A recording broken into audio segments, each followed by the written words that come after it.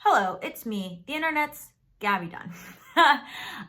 So I have a podcast called Bad with Money. I don't know if you guys have heard of it. It's a show about finances and feelings. We talk about money in a social justice way. We take into account real people's real lived experiences. And so season 8 of the show is out now. Our first episode is all about making money off of misinformation.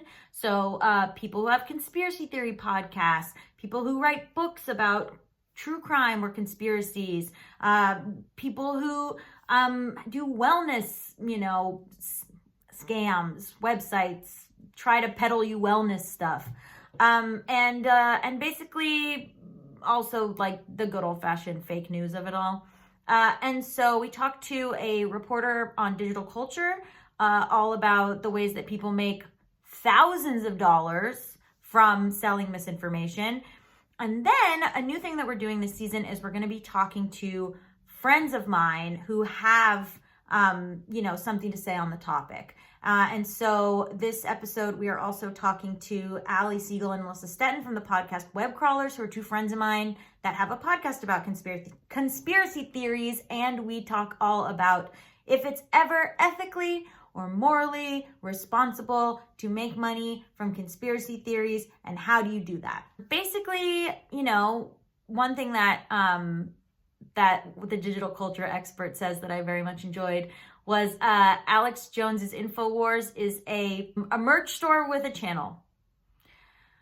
So that's depressing. Anyway, I just wanted to introduce this clip. This is a clip from the first episode. If you want to hear more, go to the link, the Apple link below. It would also mean so much to me if you could leave a rating and a review. It really helps the show. We also are trying to get like a bunch new, I'll just tell you the truth. We're trying to get 500 new listeners for each episode, which is a very lofty goal. So if you could give the show a listen, if you could share it with someone. I know it seems like a read to share a podcast called Bad with Money, but I promise it will change their life, even if they're good with money. So yeah, this clip is with Abby Olheiser, our digital reporter. And I hope you enjoy it. And if you do, go listen, subscribe, Apple, Spotify, Stitcher. And the link in the bio is also going to be for the exact episode where this came from. We also have a very exciting special guest coming up, a very big deal guest that comes out this season. So I'm just excited, and I wanted to talk to you guys directly without just like throwing the clip up. So yeah, Bad with Money means a lot to me. The show means a lot to me. I've been doing it for 8 seasons. It is the thing I'm the most proud of. The Bad with Money book is the thing I'm the most proud of. All of it. I'm just so proud to have been able to build a body of work that helps anybody who feels scared of finances or who wants to learn.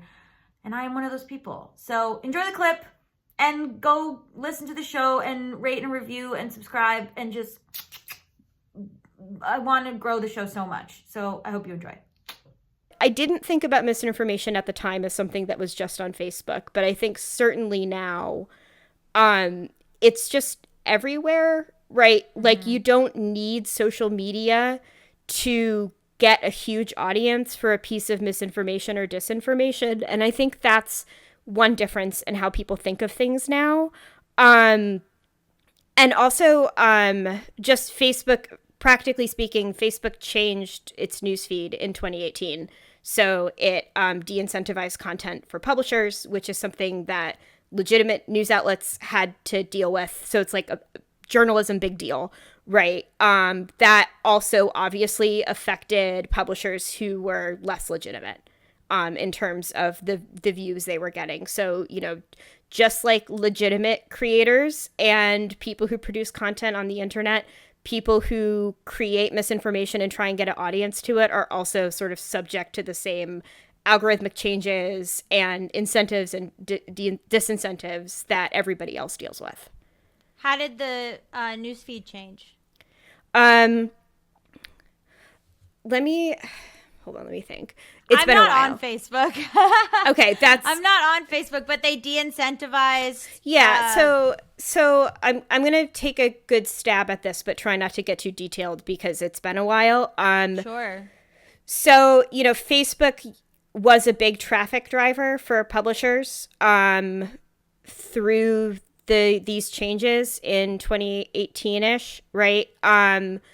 Where essentially the way they framed it is that the way Facebook frames a lot of things is we want to connect people to other people to make meaningful whatever. And so they framed it as that, where they said people are going to see less content from publishers and more content from people. I think also the news feed is like what you see when you open up Facebook, and it's just like that feed.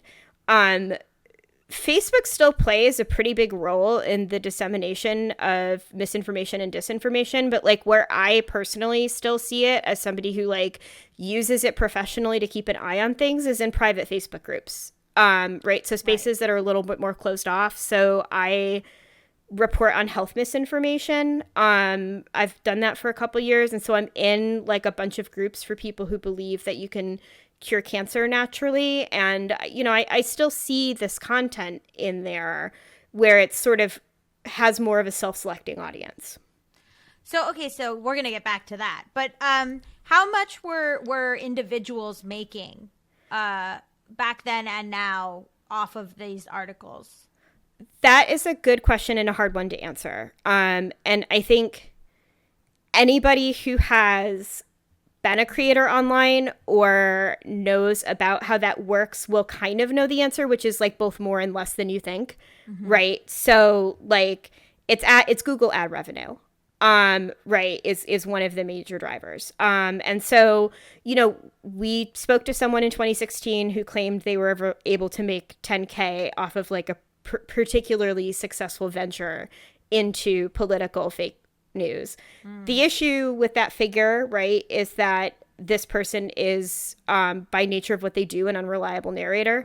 So like there was a study in 2019 when I was kind of looking into this to prepare for this conversation.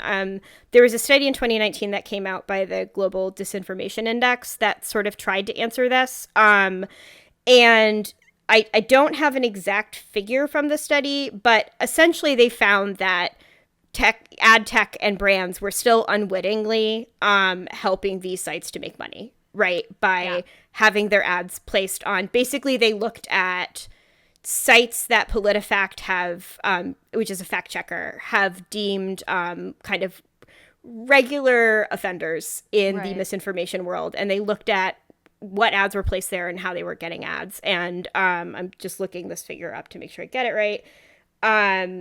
So Google served 70% of the websites in this category that they sampled for the study, right? So, I think like it depends and it probably changes a lot, but like you can make money. You can also, I'm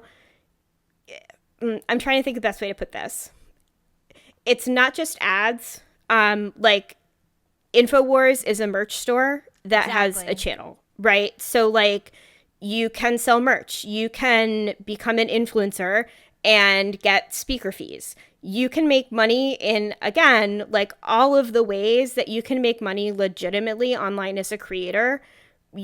You could find a version of that that is powered by your role in helping to amplify and spread misinformation. So that like that's another big change is like the way in which like the ease with which you can become an influencer or an influential figure or get booked on Fox by doing this. Yeah, so it's changed. I think the conversation has changed from like single actors who are doing this with their, I really loved the ABC News knockoff where it's just like abcnews.com/CA or something or like CO or something. And then it's just like the worst fake version of ABC News you've ever seen.